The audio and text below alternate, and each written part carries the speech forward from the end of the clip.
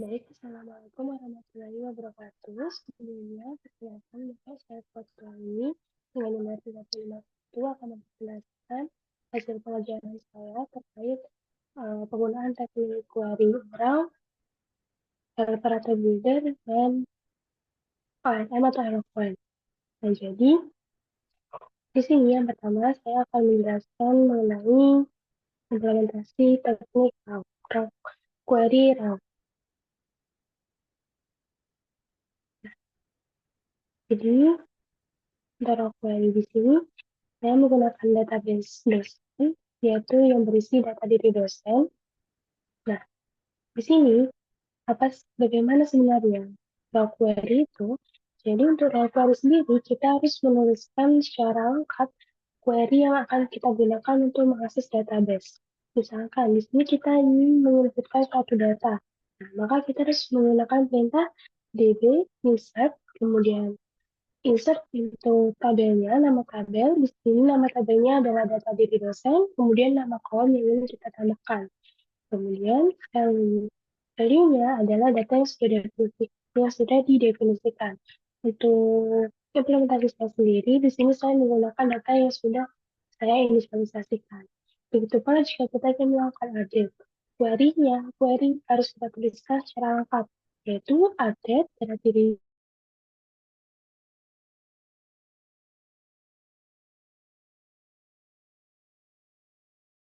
kolom dan value yang kita tambahkan, selanjutnya where need yang need dari data yang kita ubah. Nah, jadi dalam database saya need merupakan primary key-nya seperti itu, dan delete delete pun akan juga seperti itu.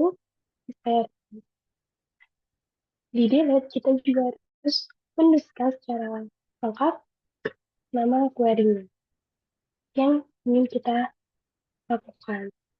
Mungkin langsung saja kita run untuk mengetahui bagaimana bisa kita melakukan insert, update, dan delete. Untuk readnya sendiri di sini menggunakan berikut.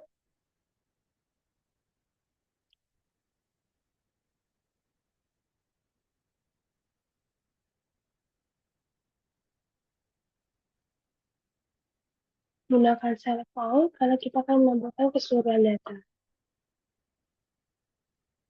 Nah, kemudian harus dilakukan JSON encode karena ketika menggunakan raw query ini, data yang dihasilkan itu bukan berupa objek, tapi berupa array. Jadi agar bisa diakses harus diubah terlebih dahulu ke bentuk JSON sehingga bisa diakses dalam bentuk objek. Nah, sekarang kita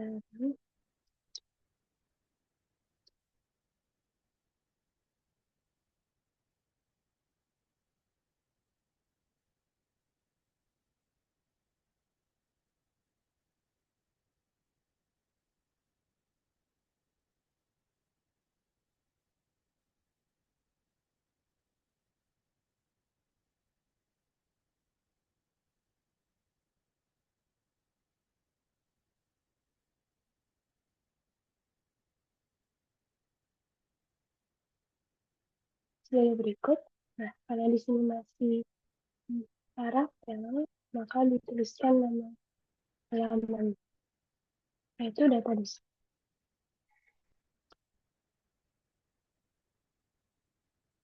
Di sini sudah ada data aslinya, maaf, data dosen yang saya isi melalui seeder sebelumnya dengan data random. Nah, selanjutnya bisa kita melakukan create. Nah, kita shift, kemudian kita akan. Nah, di sini sudah ada data baru, yaitu Ananta. Nah, selanjutnya kita lakukan update. Pada data Ananta tadi kita lakukan update, kemudian kita lakukan shift, kemudian kita refresh. Nah, Ananta akan berubah menjadi Prawesti. Dan misalkan kita komen lagi dan kita lakukan hapus pada data Ananta,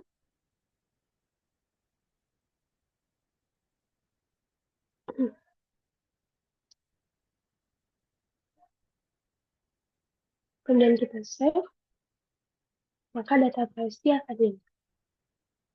Berikut adalah contoh sederhana dari penggunaan raw query, dan selanjutnya kita akan masuk ke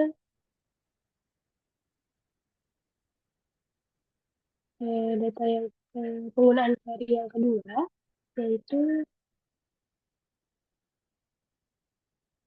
dengan menggunakan teknik builder atau helper. Nah, untuk penggunaan query helper sendiri itu lebih mudah penulisannya daripada penggunaan query raw. Karena kalau query raw kan harus lengkap untuk perintah query-nya, sedangkan untuk helper query itu hanya seperti ini. Contohnya, jika kita melakukan insert, di sini ada div tabel, kemudian langsung dituliskan insert, dan langsung dituliskan datanya. Begitu pula dengan update, hanya perlu dituliskan where update. Jadi pembacaan itu lebih mudah ketimbang kita menulis query-nya secara lengkap. Mungkin langsung masuk ke kita coba run agar langsung mengetahui hasilnya.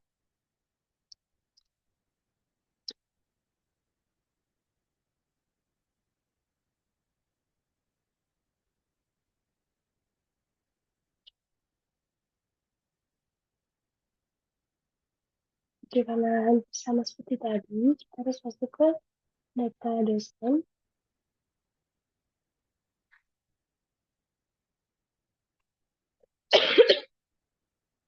Datanya sama seperti tadi.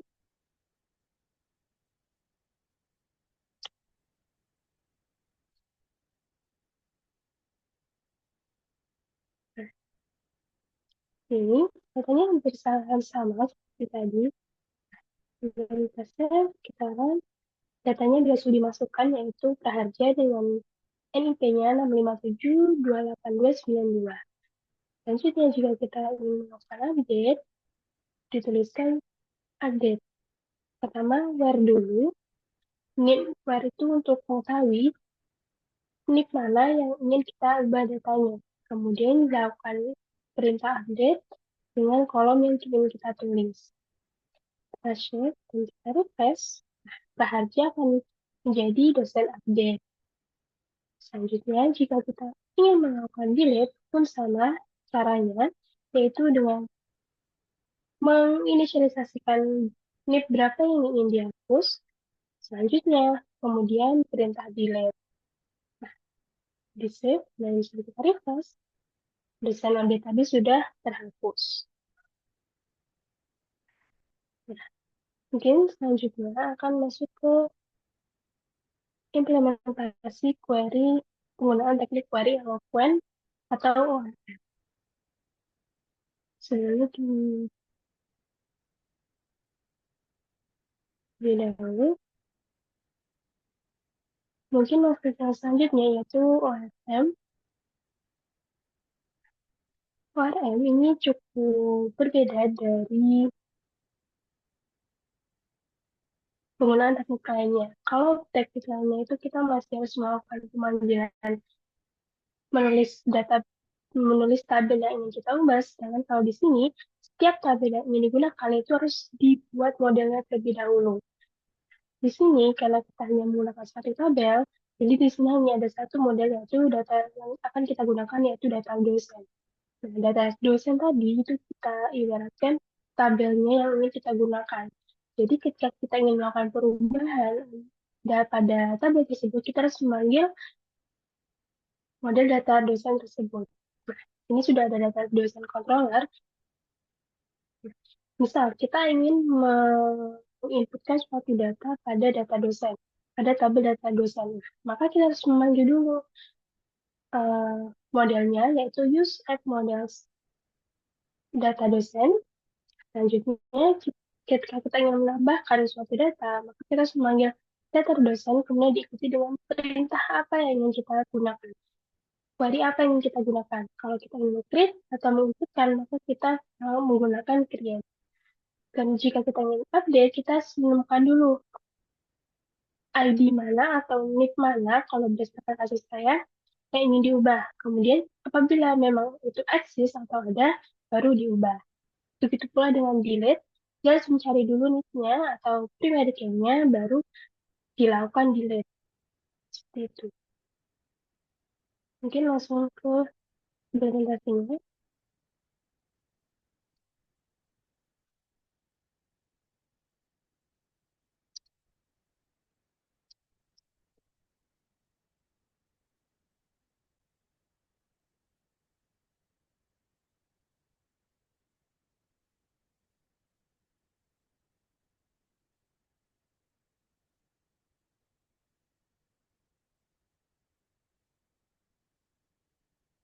Ini.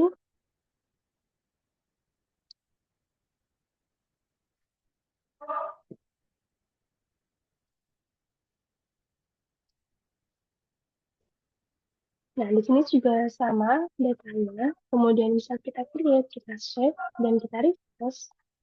Datanya akan masuk, yaitu dosen baru bisa di sini. Nah, selanjutnya, jika kita ingin melakukan update, nah, di sini kita menggunakan atau ingin mengupdate pada data NIP 1235678. Kita dicari dulu datanya di find, kemudian di dilihat apakah dosen ini eksis atau ada. Kalau memang iya, maka dilakukan update dan kemudian diubah dulu nama, tanggal lahir, tanggal pendidikan, alamat, nomor HP, kemudian di send. Misal kita, nah, bisa kita lihat namanya berhasil berubah. Nah, selanjutnya misal kita lakukan delete, pun juga harus dilakukan pengecekan terlebih dahulu apakah NIP tersebut itu eksis atau enggak atau tidak. Jika memang eksis, maka akan dilakukan penghapusan. Misal kita lihat berhasil dihapus.